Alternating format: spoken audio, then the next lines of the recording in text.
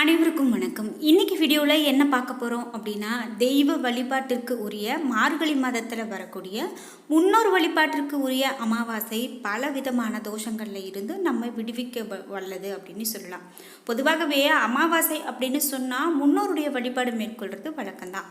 நவ கிரகங்களில் பாவ கிரகங்களால் ஏற்படக்கூடிய பாதிப்புகளில் இருந்து நம்மை நாம் காத்து கொள்வதற்காக இந்த கூடுதல் சக்தி வாய்ந்த அமாவாசை நாளில் நம்ம வழிபடணும்.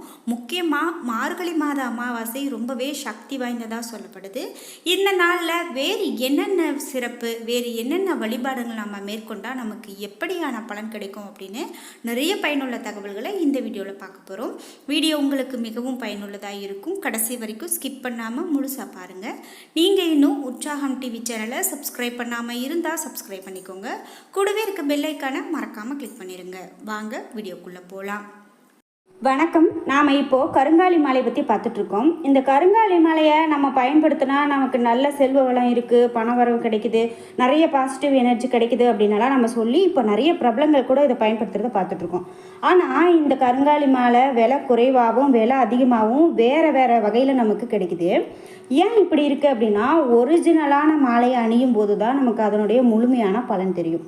சரி, இது ஒரிஜினலான மாலையா அப்படிங்கிறது நம்ம எப்படி தெரிஞ்சுக்கலாம் அப்படின்னு பார்க்கும்போது இதுக்கு நிறைய டெஸ்ட் இருக்குது. அதாவது நாமளே கூட இந்த மணியை உடைத்து பார்த்துருக்குறோம். அதோ இந்த மணியை இப்படி உடைத்தோம் அப்படின்னா நடுவுலையும் வெளியில் எப்படி ஒரு கருமை நிற தோற்றத்தில் இருக்குதோ அதே போல் இந்த மணியினுடைய நடுவுலையும் கருமையாக இருக்கணும்.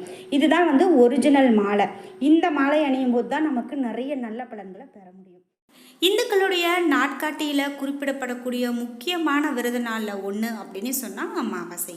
அமாவாசை அப்படிங்கிறது நம்மளுடைய முன்னோர்களை வழிபட்டு அவர்களுக்கு உரிய பித்ருக்கடனை நாம் நிறைவேற்றி முன்னோர்களுடைய ஆசையை பெறுவதற்கு உரிய முக்கியமான நாள் அப்படின்னு கூட சொல்லலாம். ஒவ்வொரு மாதத்துலேயுமே வரக்கூடிய ஏகாதசிக்கு ஒவ்வொரு பெயர் இருக்கிறது போலவே இந்த மாதங்களின் அடிப்படையில் அமாவாசைக்கும் ஒவ்வொரு பெயர் இருக்குது அப்படின்னே சொல்லலாங்க. அந்த வகையில் மார்கழி மாதத்தில் வரக்கூடிய இந்த அமாவாசைக்கு பௌஷ அமாவாசை அல்லது பூச அமாவாசை அப்படின்னு சொல்கிறாங்க. பொதுவாக அமாவாசைனா நம்ம வழிபடுறோம், இந்த நாளில் நம்ம முன்னோர் வழிபாடு, காகத்துக்கு சாதம் வைக்கணும், இதெல்லாம் தான் நமக்கு தெரியும். ஆனால் அதிலும் குறிப்பிட்டு ஒவ்வொரு மாதத்துக்கும் ஒவ்வொரு சிறப்பு இருக்குது அப்படிங்கிறதையெல்லாம் நாம் தெரிஞ்சுக்கணும். குறிப்பாக இந்த மார்கழி மாதம் அப்படின்னு சொன்னாவே புண்ணியம் தரக்கூடிய வழிபாட்டு மாதம் என்கிறதால தான் இந்த மாதத்தில் வரக்கூடிய அமாவாசையும் தனி சிறப்பு வாய்ந்ததாக சொல்கிறோம். சனி தோஷம், பித்ரு தோஷம் ஆகியவற்றால் பாதிக்கப்பட்டவங்க இந்த நாளில் முன்னோர்களுக்கு உரிய வழிபாட்டனை மேற்கொண்டு வந்தாங்க அப்படின்னா அவற்றில் இருந்து விடுபட முடியும். இந்த நாளில் வஸ்திர தானம், அன்னதானம், பிண்ட தானம் உள்ளிட்ட தானங்களை வழங்குவதும் புண்ணிய நதிகளில் நீராடுவதும் ரொம்ப ரொம்ப சிறப்பானதுங்க. நீங்கள் இப்படி ஒரு வழிபாட்டை மேற்கொள்ளணும் அப்படின்னா குறிப்பிட்டு அமாவாசையில், அதிலும் இந்த மார்கழி அமாவாசை ரொம்பவே சிறப்பானது. இந்த நாளில் வழிபாடு செய்யலாம்.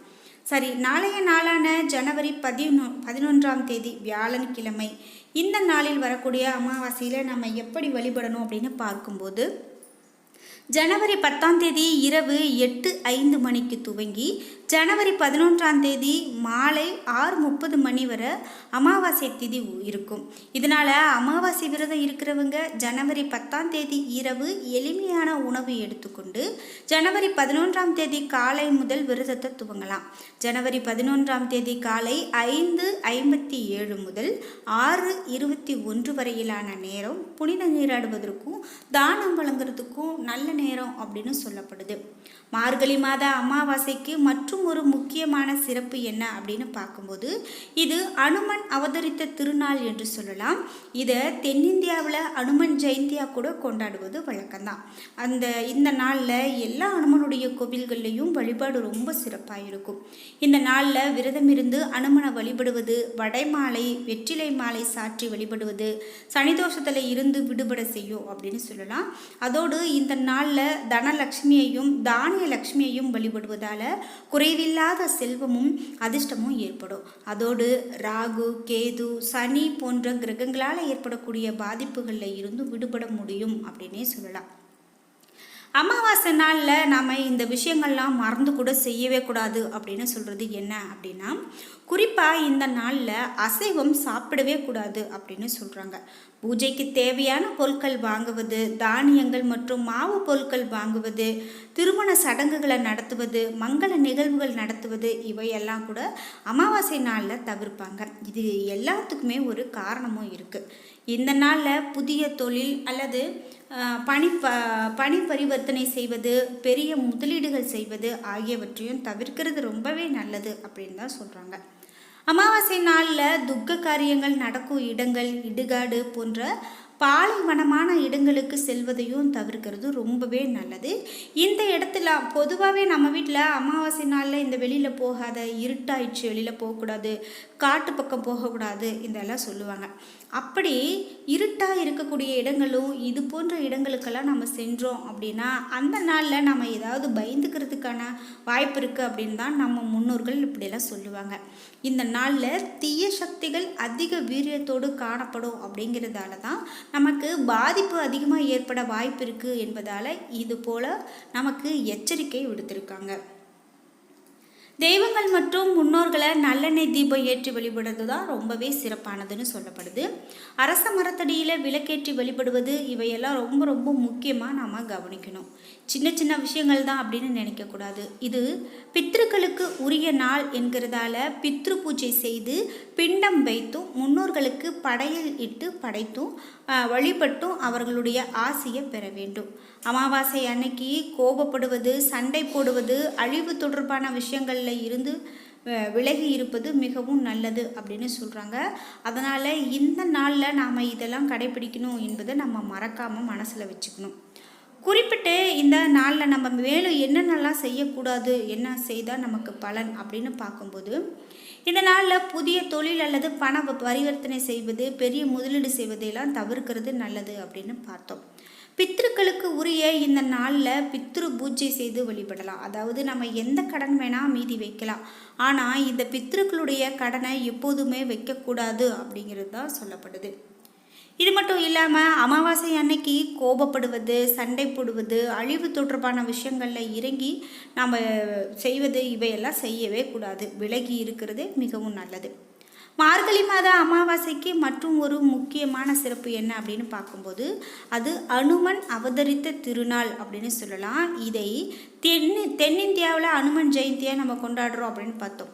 இதனால மேலும் நமக்கு என்ன நல்ல பலன் அப்படின்னு பார்க்கும்போது சனி தோஷத்தில் இருந்து விடுபடு கிடைக்கும். அது மட்டும் இல்லாமல் அந்த நாளில் தனலக்ஷ்மியையும் தானிய லக்ஷ்மியையும் வழிபடுவதால் குறைவில்லாத செல்வம், அதிர்ஷ்டம் ஏற்படும்.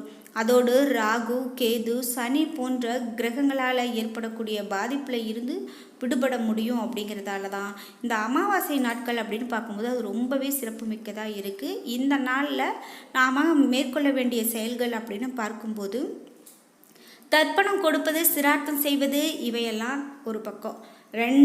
ரெண்டும் ஒன்றும் அல்ல. அதாவது தர்ப்பணம் அப்படிங்கிறது ஒரு மாத அமாவாசை தினத்திலும் முன்னோர்களை நினைத்து எள்ளும் தண்ணி இறைத்து பசுமாட்டுக்கு அகத்திக்கீரை, வாழைப்பழம், வெல்லம் கலந்த அரிசி உணவு கொடுத்து முன்னோர்களுடைய படத்துக்கு முன்னால் படையல் போட்டு வழிபட்டு பிறகு காக்கைக்கு சோறு வைத்துவிட்டு அதன் பிறகு நாம் உணவருந்துவது தான் வழக்கமாக செய்யப்படக்கூடிய விஷயம்.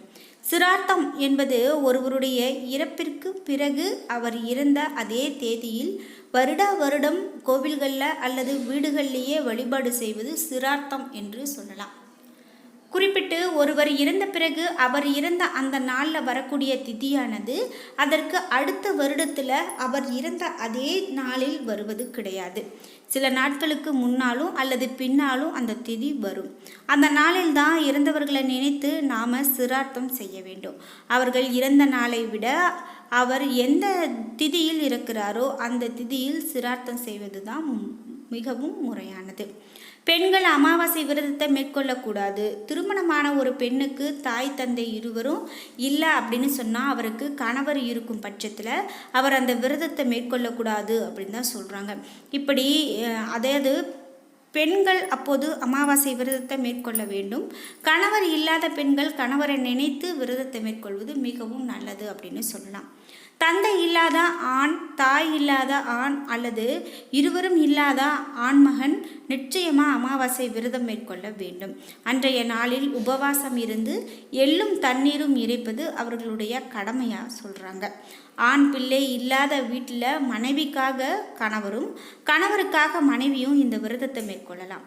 தாய், தந்தை, சகோதரர் இந்த மூவரும் இல்லாத பெண்கள் கோவில்களில் அவர்களை நினைத்து அன்னதானம் கொடுக்கலாம் அல்லது வீட்டிலேயே இலை போட்டு முடிந்தவர்களுக்கு உணவு கொடுக்கலாம். அமாவாசை அன்னைக்கு சர்வ கோடி லோகங்களில் இருக்கக்கூடிய அத்தனை பேரும் பூமிக்கு வந்து புண்ணிய நதிகளில் சமுத்திரங்களில் நீராடுவதாக சாஸ்திரங்கள் வழியாக சொல்லப்படுது. என்ன நண்பர்களே, இன்றைக்கி வீடியோவில் அமாவாசை பற்றிய நிறைய தகவல்களை தெரிஞ்சுக்கிட்டோம். இந்த வீடியோ உங்களுக்கு பிடிச்சிருந்தா லைக் பண்ணுங்கள், ஷேர் பண்ணுங்கள், கமெண்ட் பண்ணுங்கள். நீங்கள் இன்னும் உற்சாகம் டிவி சேனலை சப்ஸ்கிரைப் பண்ணாமல் இருந்தால் சப்ஸ்கிரைப் பண்ணிக்கோங்க. கூடவே இருக்க பெல் ஐக்கானை மறக்காமல் கிளிக் பண்ணிடுங்க. நன்றி வியூவர்ஸ்.